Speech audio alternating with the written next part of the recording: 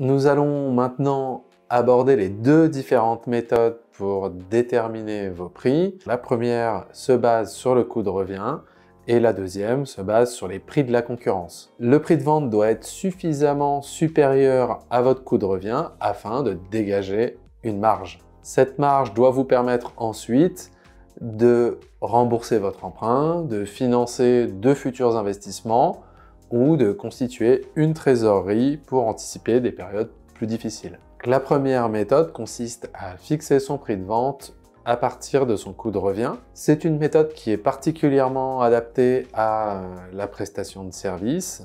Elle tient compte de l'ensemble des frais engagés pour pouvoir produire ce bien ou ce service. Concernant votre activité de chambre d'hôte ou de gîte, ça va prendre en compte l'ensemble des frais que vous avez engagés pour pouvoir vendre votre prestation d'hébergement, de nuitée donc, les services de restauration et les ventes de produits annexes. Ça revient à dire que votre prix de vente est égal au coût de revient plus le gain que vous souhaitez réaliser. Dans votre cas, il vous faudra identifier vos coûts de fonctionnement, petit déjeuner, entretien et renouvellement du linge de maison, chauffage, charges d'électricité et les entretiens des équipements mis à disposition de vos clients comme l'entretien de la piscine par exemple. Pour déterminer un prix de vente qui vous permettra de dégager une marge suffisante. Prenons un exemple très simple.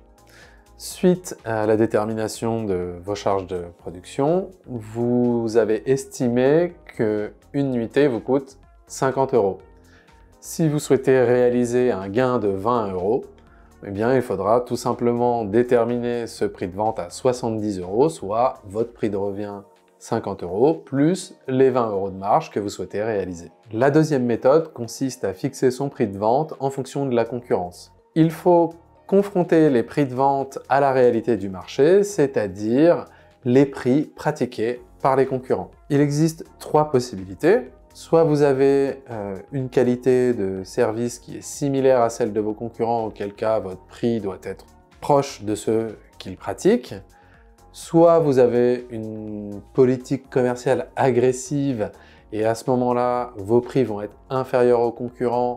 Attention à générer suffisamment de marge pour être rentable. Et la troisième possibilité, c'est d'avoir des prix supérieurs à la concurrence, auquel cas, il faudra le justifier par une prestation de service de meilleure qualité. Si vous n'êtes pas en mesure de proposer un même prix de vente pour des services qui sont similaires à ceux de la concurrence, il va falloir vous interroger sur les motifs. Est-ce que mes coûts, mes matières premières sont trop chères? Est-ce que mes charges fixes sont trop lourdes? Est-ce que les prestations que je propose sont réellement similaires? La quantité vendue est-elle suffisante pour être rentable?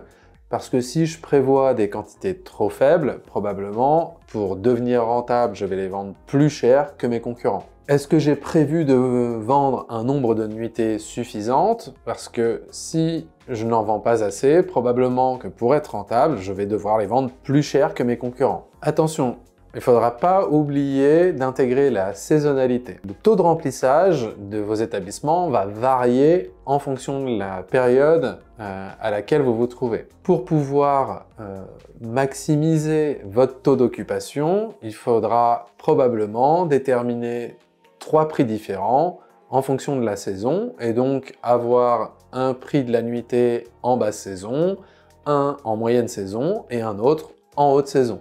Selon votre lieu d'implantation, la saisonnalité ne sera pas la même. Par exemple, si vous êtes à la montagne ou si vous êtes à la mer. N'oubliez pas non plus de prendre en considération les vacances scolaires ou des événements majeurs qui pourraient avoir lieu dans les régions dans lesquelles vous prévoyez de vous implanter.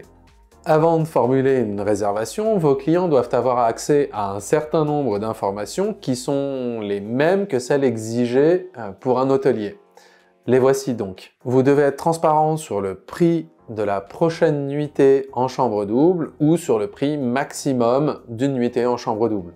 Vous devez indiquer s'il y a un service de petit déjeuner.